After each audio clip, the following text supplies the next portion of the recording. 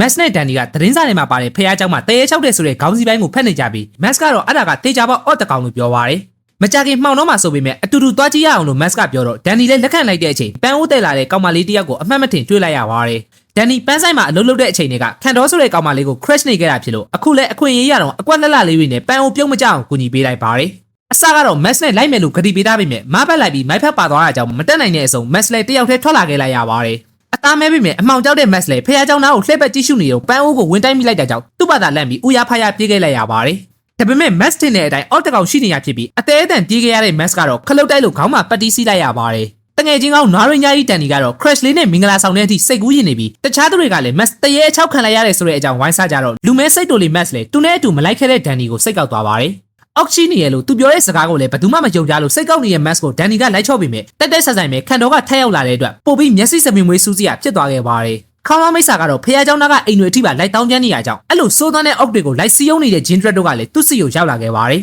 Rangers တွေကိုသာရှင်းလင်းပေးမယ်ဆိုရင် Master Oak ကအထူးအခွင့်အရေးပေးလိုက်မယ်လို့သိတင်တော့ခတ်တုံးခေါင်းလောင်းမိတ်ဆာကလည်းချက်ချင်းလက်ခံလိုက်ပါတယ် Max ကလည်း Danny ရဲ့ဖုန်းကိုတောင်မကင်တော့ပဲသူ့မှန်တယ်ဆိုတာကိုတက်တည်ပြဖို့ထွက်လာတဲ့အချိန်ခေါင်းလောင်း Oak နဲ့ Putrid တွေကိုတွေ့လိုက်ရတာကြောင့် Blue Shark Ranger ရဲ့ power နဲ့ရင်ဆိုင်မိမဲ့လူအင်အားမများတဲ့အတွက်ခေါင်းလောင်းနဲ့အုပ်ခံလိုက်ရပါတယ်ပြီးရင်တော့အပြင်ကနေ Daraset ထုနေတဲ့အတွက် Max လည်းမခံနိုင်တော့ပဲအဲ့ဒါကိုတီးသွားတဲ့ Rangers တွေကဖះเจ้าဟောင်းစီ Max ကိုကူညီဖို့ထွက်လာကြပါတယ်တကယ်တော့ Max နဲ့ Danny ကအခင်ဆုံးတငယ်ချင်းတွေဖြစ်ပြီးလူကောင်ကြီးပြင်မဲ့အသေးနူးတဲ့ Danny ကအမြင့်ကြောက်တဲ့အကျင့်ရှိလို့ Ranger စဖြစ်တဲ့အချိန်မှာလည်း Max ကပဲသူ့ကိုကူညီရင်းနဲ့အရှုံးမပေးဖို့အားပေးခဲ့တာဖြစ်ပါတယ်။အဲဒါကြောင့်သူ့တငယ်ချင်းပေါ်ဇီလူရှုခဲ့တယ်လို့ဖြစ်သွားတာကြောင့် Danny ကအပြစ်ရှိတယ်လို့ခံစားနေရပြီးသူတို့လိုက်ရှာတဲ့အချိန်မှာလည်း Max ပြုတ်ကျခဲ့တဲ့ Mofa ကိုပဲတွေ့လိုက်ရပါတယ်။ဖះเจ้าအဟောင်းနားမှာ Putrid တွေကအုပ်လိုက်ကြီးရှိနေရကြောင်း Rangers တွေလည်းအဲ့ပြဿနာကိုအရင်ဖြေရှင်းရတော့မှဖြစ်ပြီး Danny ကခေါင်းလောင်းမိတ်ဆာနက်ကိုတယောက်တည်းလိုက်သွားတဲ့အတွက်ကျန်တဲ့ Rangers 3ယောက်ကလည်းနောက်ထပ်ရန်သူတွေလိုက်မသွားအောင်ထိန်းထားပေးလိုက်ရပါတယ်။ Max ကတော့တောင်ထိပ်ပေါ်ကခေါင်းလောင်းထဲမှာဖမ်းထားတာကြောင့် Danny ကအရှုံးမပေးလိုက်ဖို့အော်ဟစ်တတိပေးနေပြီးအဲ့တန်ကိုလည်းပြန်တတိရလာတဲ့ Max ကကြားသွားခဲ့ပါတယ်။ Danny က Max ကိုကယ်ဖို့ကြိုးစားပြီးမြဲခေါင်းလောင်းမိတ်ဆာကလည်းသူ့ကိုအလုံးမပေးလို့တိုင်ပတ်နေရောစော်ထက်ဘော်ဒါကပိုအရေးကြီးရဲဆိုတာအမြင်မှန်ရသွားတဲ့နွားမဲလေးလေသူ့ရဲ့ပစိန်နဲ့ခေါင်းလောင်းကိုထက်ချမ်းခွဲပြလိုက်ပါတယ်။အဲ့လိုနဲ့အမဲရောင် Ranger နှစ်ကောင်လည်းပြန်အဆင်ပြေသွားကြပြီးတဲ့နောက်ဖះเจ้าကခေါင်းလောင်းတရေကိုနှိမ်နေမှု Max ကလည်း Ranger အဖြစ်အသွင်ပြောင်းလိုက်ပါတယ်။ပြီးရင်တော့နှစ်ယောက်ပေါင်းတက်ကွက် Shark Shooter နဲ့အဆက်မပြတ်ထုနေတဲ့ခေါင်းလောင်းမိတ်ဆာရဲ့ဒုတ်ကိုဖျက်ပစ်လိုက်တဲ့အတွက်ဒုတ်ပစ်လိုက်ရတဲ့အောက်ကလည်းဆက်မထုနိုင်တော့ပဲ Rangers တွေတမတာကိုပလိန်ကြီးခံလိုက်ရပါတယ်။ထုံးစံအတိုင်း Jungle Search နဲ့ပါပိုင်းပေးလိုက်တော့တခါတည်းစသိမ်းသွားပြီမဲ့အဲ့အချိန်ကျမှတစ်ချိန်လုံးဝင်းမကူညီပဲရက်ကြည့်နေခဲ့တဲ့ Toxica ကအေယာမအရွယ်စားဖြစ်အောင်သူ့ရဲ့မှောက်ပညာနဲ့အသက်ပြန်သွင်းလိုက်ပါတယ်။အဲ့ဒါကြောင့် White Source တွေကိုစင့်ခေါ်ဖို့အချိန်ကြာရောက်လာပြီးတာရဲတွေကိုပေါင်းဆက်ထားတဲ့ White Force Megazord က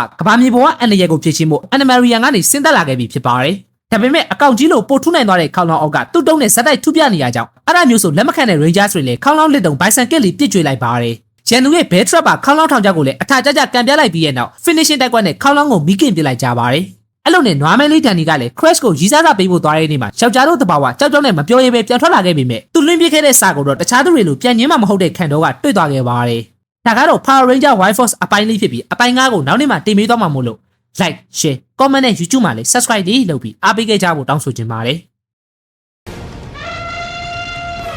Brother က Facebook ကပဲဖြစ်ဖြစ် YouTube ကပဲဖြစ်ဖြစ်ဒီဗီဒီယိုကြည့်နေရဆိုရင်ကျွန်တော်အတွက်အနည်းဆုံးတော့ Like တစ်ချက်နဲ့ Comment တစ်ခုခုအဆင်ပြေရလေးမှန်းငယ်ပေးဖို့တောင်းဆိုချင်ပါတယ်။သဘောကျရင်တော့ share လေးနဲ့ပါကူညီသွားလို့ရပါတယ်။